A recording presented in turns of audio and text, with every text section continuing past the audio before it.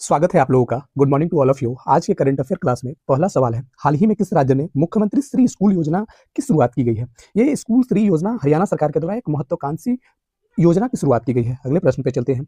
रक्षा मंत्रालय ने ALHMK-3 और VL स्टील मिसाइलों के लिए कितने करोड़ रुपए के अनुबंध पे हस्ताक्षर किए हैं? तो 5083 करोड़ अलॉट किया गया है इन दोनों मिसाइल पे। अगले प्रश्न पे चलते हैं।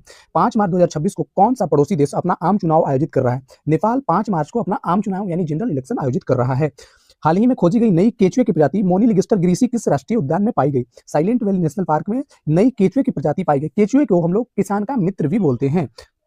2026 में T20 विश्व कप में किस खिलाड़ी ने सबसे तेज शतक लगाने का रिकॉर्ड बनाया? फिन एलन न्यूजीलैंड के खिलाड़ी हैं जिन्होंने सबसे तेज शतक लगाकर रिकॉर्ड बना दिया। ईरान के किस युद्धपोत को हाल ही में हिंद महासागर में अमेरिकी पनडुब्बियों ने डुबो दी है? IRS डेना को अमेरिकी पनडुब्बियों ने डुबा दी है। चूंकि इजराइल, ईरान और अमेरिका कॉन्फ्लिक्ट में हिंद महासागर में ईरान का एक युद्धपोत था जिसे डुबा दिया गया है। इसमें कई सारे ईरानी नागरिक भी थे, मारे गए, कुछ को श्रीलंका में इवैक्यूएट देश में अपना एयर स्पेस बंद कर दिया है, जिसमें भारत यूरोप की उड़ानें प्रभावित हो गई है। तो सऊदी अरब, ईरान, ओमान, जॉर्डन, कतर और जितने भी गल्फ कंट्री है उनमें से सभी अपना एयर स्पेस बंद कर दिए थे। चूंकि ये कॉन्फ्लिक्ट, ये युद्ध बढ़ता जा रहा था, इसलिए इसका सही उत्तर ऑप्शन नंबर डी हो जाएगा, सभी। युद्ध के चलते कच्चे तेल की कीमत में उछाल आने से भारत के किस आर्थिक इंडिकेटर पर बुरा असर पड़ेगा?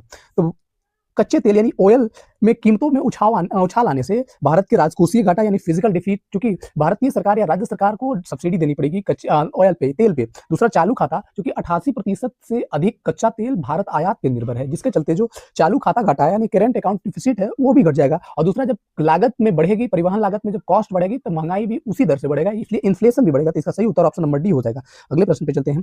भारत के किस लक्ष्य यानी SDG गोल में हाल के वर्षों में सबसे अधिक अंक सुधार किए हैं? भारत ने SDG के 13वीं यानी जलवायु कार्रवाई यानी जलवायु परिवर्तन की दिशा में महत्वपूर्ण कदम अपनाया है, जिसमें नीति आयोग के आकांक्षी योजना के तहत आकांक्षी जिला सेलेक्ट करने के बाद कई सारे पर्यावरणीय गुणवत्ता पे ध्यान देना है। SDG गोल 17 गोलों को लेकर पर्यावरणीय जलवायु परिवर्तन को दिशा में एक पूरी दुनिया में वैश्विक स्तर पर एक गोल प्राप्त करने के लिए लक्षित की गई है। अगले प्रश्न पे चलते हैं।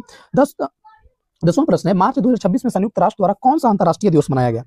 तो विश्व में आज पूरी दुनिया में युद्ध की ऐसी स्थिति बनी हुई है, जिसके चलते जैसे रसिया यूक्रेन का युद्ध हो गया, ईरान, इजराइल और अन्य देशों में पाकिस्तान, अफगानिस्तान का युद्ध, इसके चलते संयुक्त राष्ट्र अंतर्राष्ट्रीय दिवस मना रहा है, जिसमें निरस्त्रीकरण और प्रसार जागरूकता दिवस के रूप में मनाया जा रहा है। इसका सही उत्तर ऑप्शन नंबर सी हो जाएगा।